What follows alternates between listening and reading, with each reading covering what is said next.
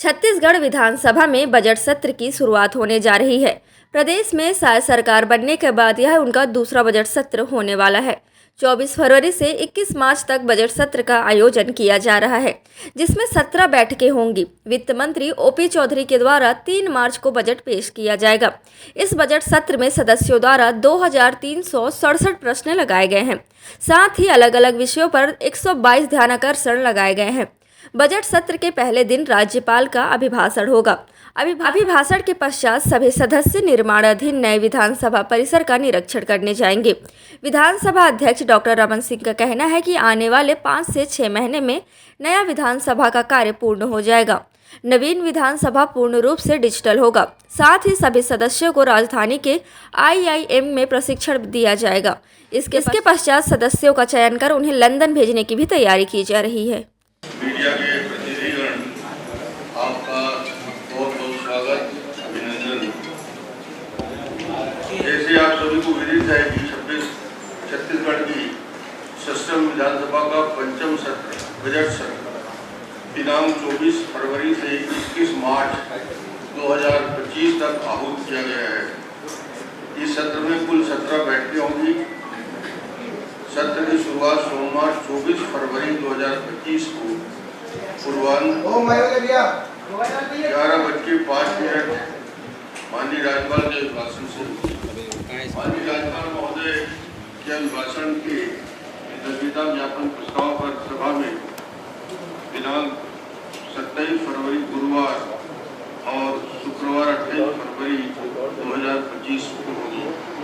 माननीय राज्यपाल महोदय के अभिभाषण का दूरदर्शन और आकाशवाणी में सीधा प्रसारण किया जाएगा। इस बजट सत्र में जो वित्तीय और शासकीय कार्य संपादित किए जाएंगे उसका विवरण निम्न प्रकार है। पहला, निधन उल्लेख डॉक्टर मनमोहन सिंह, भारत के पूर्व प्रधानमंत्री। दूसरा, वित्तीय कार्य वित्तीय वर्ष 24-25 के तृतीय अनुपूरक अनुमान का स्थापन दिनांक 24 फरवरी 2025 को होगा।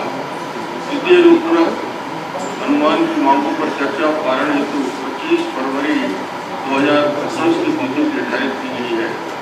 माननीय वित्त मंत्री श्री ओपी चौधरी जी द्वारा वर्ष 25-26 के आय व्यय का उपस्थापन सोमवार दिनांक 3 मार्च 2025 को अपराह्न 12:30 बजे करेंगे।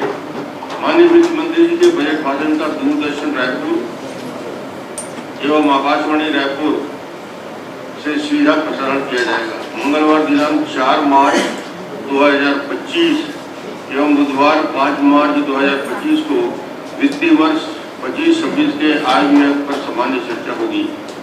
दिनांक 6 मार्च 2025 से 19 मार्च तक विधानसभा में विभागवार अनुदान मांगों पर चर्चा होगी।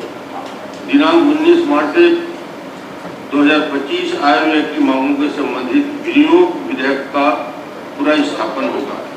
आय व्यय की मांगों से संबंधित विनियोग विधेयक पर चर्चा पारण हेतु दिनांक 20 मार्च 2025 की तिथि निर्धारित की गई है।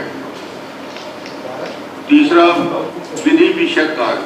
अभी तक शासकीय विधि विषयक कार्यों के अंतर्गत निम्नलिखित विधेयकों की सूचना प्राप्त हुई है।